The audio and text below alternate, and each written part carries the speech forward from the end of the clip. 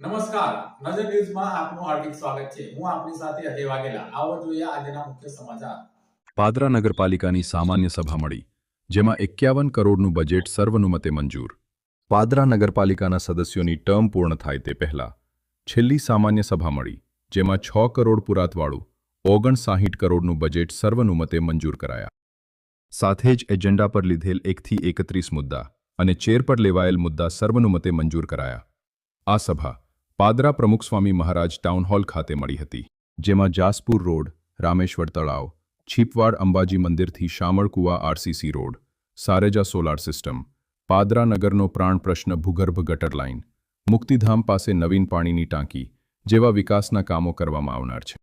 આ સામાન્ય સભામાં પાદરા નગરપાલિકા મહિલા પ્રમુખ મનીષાબેન પટેલ, ઉપપ્રમુખ ગૌરવ સોની, કારોબારી ચેરમેન સચિનભાઈ ગાંધી સહિત ચીફ ઓફિસર સંજય પટેલ, નગરપાલિકા સદસ્યો, નગરપાલિકા કર્મચારીઓ ઉપસ્થિત રહ્યા હતા.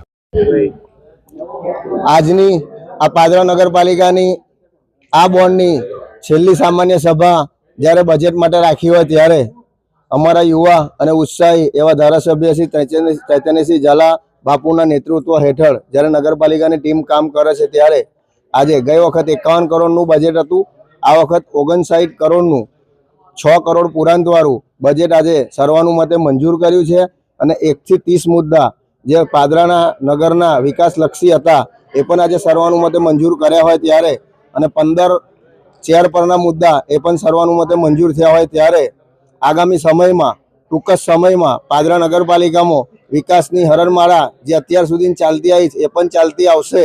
અને ટૂંક જ સમયમાં જાસપુર રોડ 4.5 કરોડના ખર્ચે જે બનવાનો છે એનું ખાતમુહૂર્ત, રામેશ્વર તળાવ 1.25 કરોડના ખર્ચે જે વોલ બનવાની છે, છીપાડ અંબાજી મંદિરથી સામળકુવારો આરસીસી રોડ 85 લાખના ખર્ચે સારેજા જે સોલર સિસ્ટમ નાખવાની છે અને પાદરાનો પ્રાણ પ્રશ્ન જે 33 કરોડ રૂપિયાના ખર્ચે ગુજરાત સરકાર દ્વારા ગટરનું ખાતમુહૂર્ત આ ટૂંક જ સમયમાં ખાતમુહૂર્ત થશે.